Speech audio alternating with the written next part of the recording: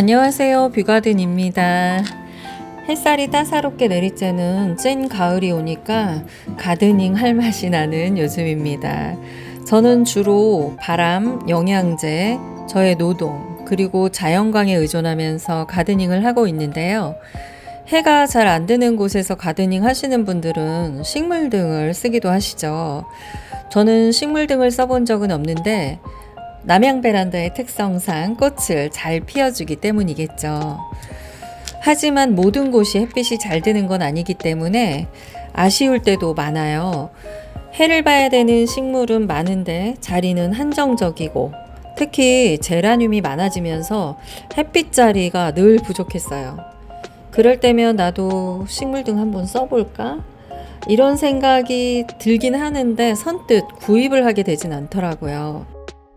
이번 여름처럼 꽃 없는 시즌에는 식물등 아래에서 알록달록 피어있는 다른지 꽃들 보면 아주 부러운 생각이 들더라고요. 그래서 오늘은 식물등에 관련된 얘기를 해볼까 합니다.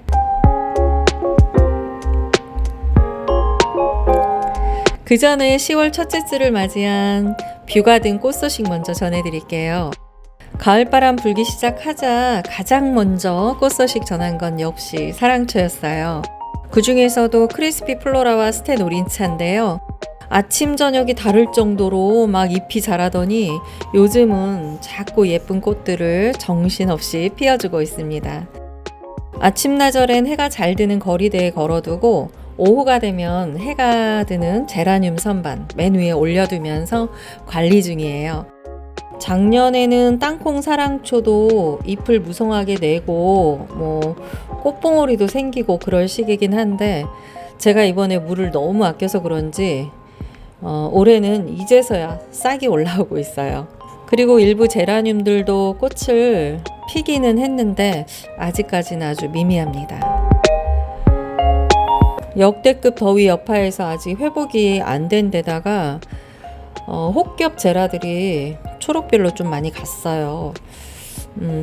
일단 잎들이 제 색깔을 찾아야 꽃을 피워줄 것 같은데 성질 급한 몇몇 제라가 꽃을 피긴 했습니다. 근데 좀 애처로워 보이긴 해요.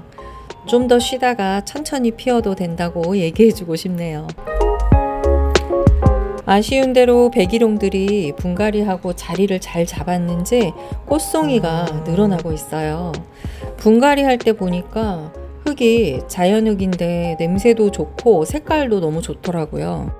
그래서 그 흙을 좀 털어내고 일반 분갈이 흙하고 섞어서 분갈이를 좀 해줬거든요.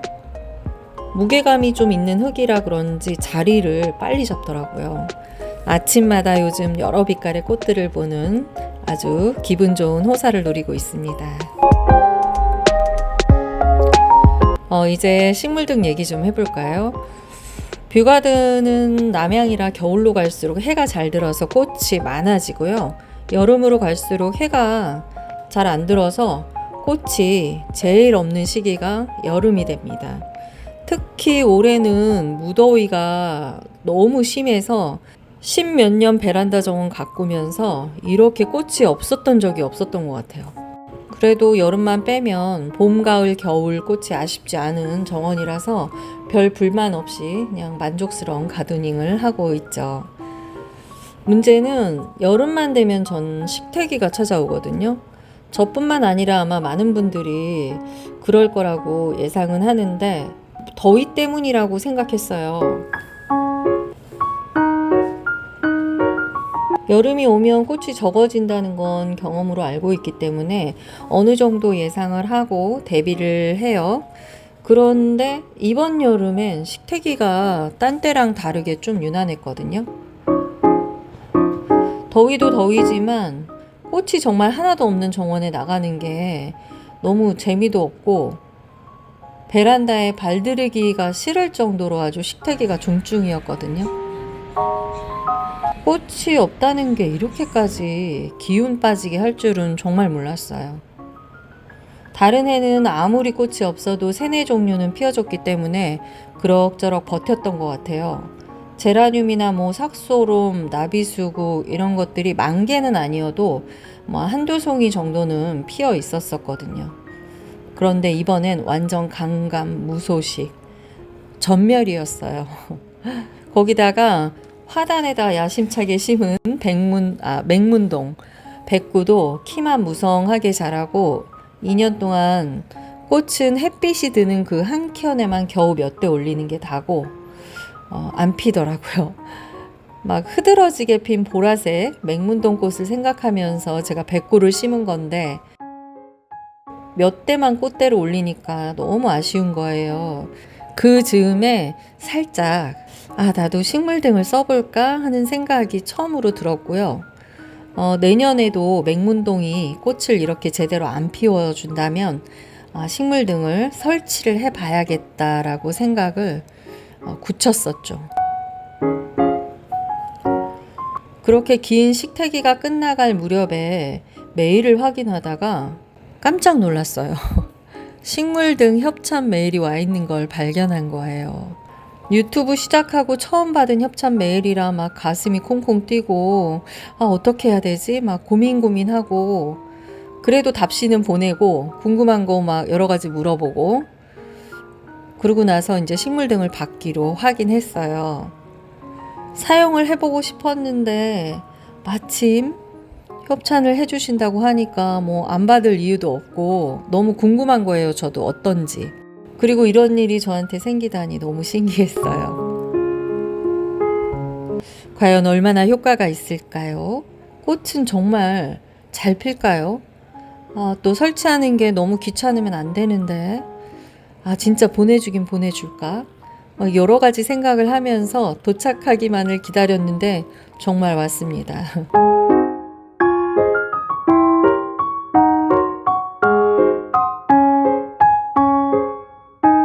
길이는 60cm고 자석하고 거리대에 걸 수 있는 고리가 같이 이렇게 붙어 있고 그거는 탈부착이 가능해요.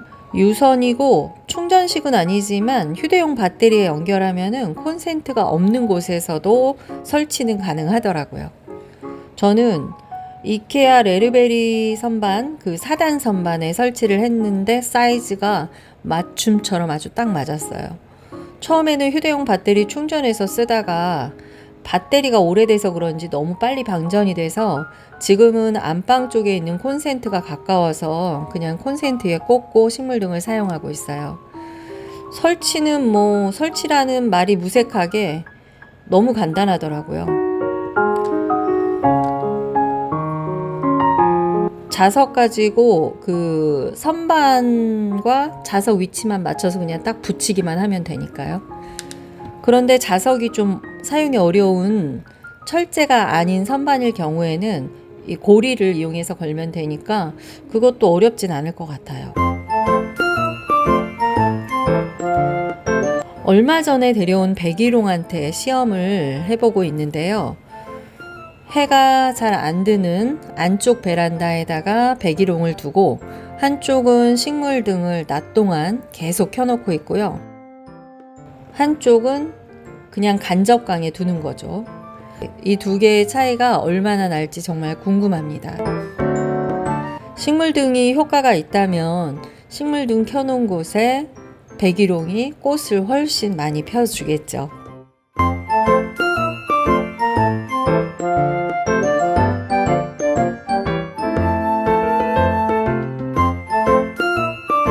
그리고 나머지 백일홍들은 자연광이 잘 드는 햇빛 일렬 자리에 놓았거든요. 뭐 당연히 자연광에 둔 아이들은 지금 꽃대가 많이 늘어서 꽃을 많이 피워주고 있어요. 역시 자연광이 최고긴 하죠. 지금 한 1주, 2주 정도, 2주 차에 접어들었는데 아직까지는 뭐 드라마틱한 효과는 없는 것 같아요. 앞으로 조금 더 지켜봐야 할 것 같습니다. 어떤 변화가 있는지 차차로 더 자세히 보여드릴게요.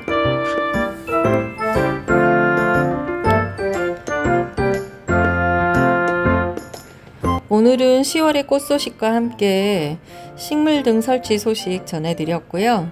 오늘의 영상은 여기까지입니다. 저희 영상 시청해 주셔서 너무너무 감사드리고요. 가을이 금세 가버릴 것 같으니까 가을을 만끽하는 즐거운 한 주 보내시길 바라고요. 꽃들과 함께 행복한 가드닝 하세요.